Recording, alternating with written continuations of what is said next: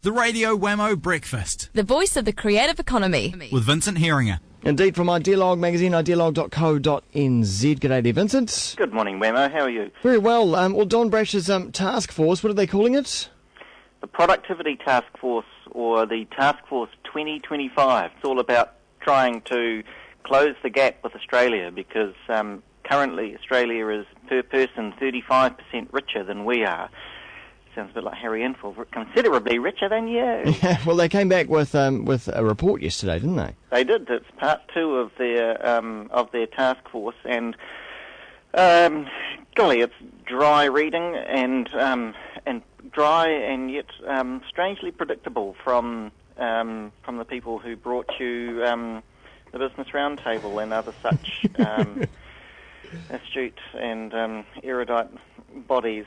So it's not a blockbuster read then, is it? Well, I find it interesting because I am interested in that stuff. I'm not a qualified economist by a long shot, completely just interested for the sake, I suppose, of the entrepreneurs. And I think about the kind of environment that we want in New Zealand for entrepreneurs and inventors, and it's not the environment that these guys are sketching out. And the motivation, Wammo, is exactly right, that there is an income disparity between Australia and New Zealand, and that's why so many of our friends and relatives go and live in Brisbane and Perth and Melbourne and Sydney. Yeah.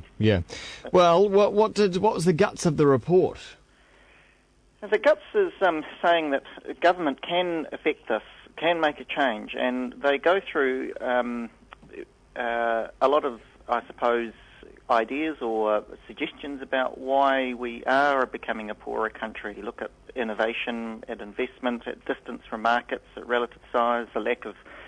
Like one thing they point to, which is often said, is that Australia is lucky because it's got coal and uranium and gold and iron ore just sitting in its backyard. So just whenever it feels poor, it just has to go and dig it up. And that's kind of true. It is the lucky country in that respect. But New Zealand's not unblessed with natural resources either. You know, we have beautiful grass, we have lots of rain falling out of the sky at a time when water is becoming more precious. So I think what they do quite successfully is debunk a few myths about excuses, if you like, about why a small country can't be prosperous. I mean, look at Singapore or look at Switzerland, you know, 2 very small countries that are incredibly wealthy. Yeah.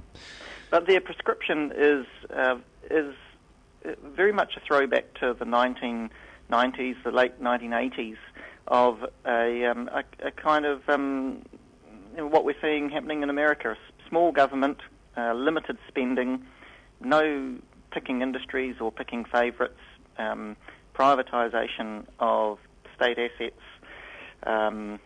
Just a minimal government invention and this kind of, I suppose, this great hopes that the market will deliver. But the market is what got us into the situation that we're into today. You mean through the banking collapse? Yeah. The free market basically ruined the world economy. Well, certainly unfettered regulation in that financial area didn't it? It has caused enormous suffering and as a result of poor regulation. You're quite right. And there's something else in that report that just annoys the hell out of me, and it's a commentary about the importance of R&D and of innovation in business. And it very glibly says that most innovation happens overseas. I'm paraphrasing, so I may be a bit unfair, but most innovation happens overseas. Innovation and R&D are really expensive. Let's just import it. Let's not bother supporting it.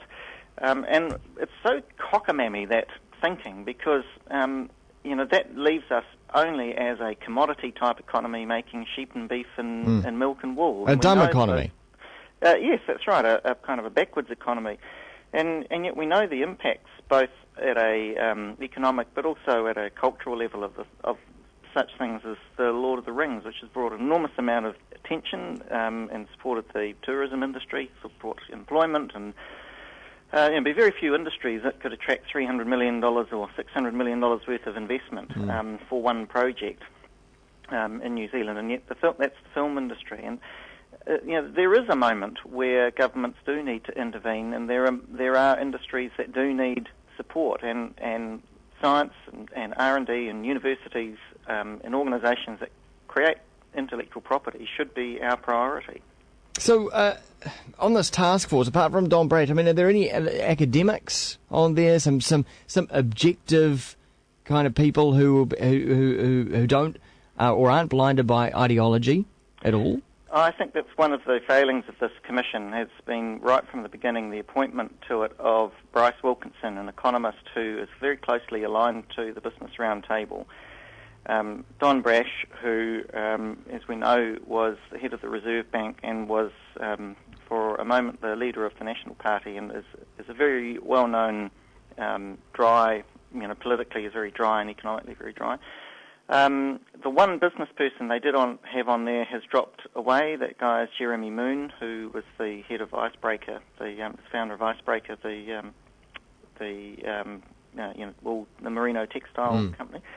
And one bureaucrat from Australia who heads up their productivity commission. So very narrow range of people, and has opened the commission to the criticism that it is not representative of New Zealand, and certainly not representative of a breadth of economic perspectives, and has allowed such an important topic, Wammo, and yet the setup has allowed the opposition parties and the critics to just dismiss it as a kind of right-wing output from some very dry policy wonk. And is that what the government will dismiss it as, or will they take some of this on board? Yes, it will. It's obliged to do this commission as a result of its agreement with ACT. But it really, it's such a shame because it's such an important topic, and productivity and wealth generation are hugely important to New Zealand. It was an enormous and fantastic opportunity for us to have a national debate about it, but instead we've got something that will be ignored.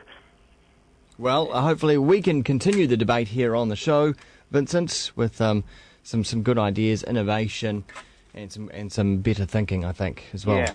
Well, I just want to contrast that with a fantastic event that is government funded, and funnily enough, Jeremy Moon, who I just mentioned, has dropped off that productivity commission. He heads up a program called Better by Design, and this is not for government so much, but for industry. And they have some international speakers here with 200 or so CEOs, and it's just fantastic, Wammo, because they absolutely nail the difference between companies that dare to be different, dare to invest in design and innovation, and the difference that makes to their financial performance is just outstanding. And what I think is a great shame is that kind of thinking is not applied to New Zealand as a whole. How could we behave like an apple? How could we actually dare to be different and do something quite spectacular on the world stage? Sounds like a good thing. Thanks very much, Vincent. Thanks very much. Vincent Heeringa at Idealog.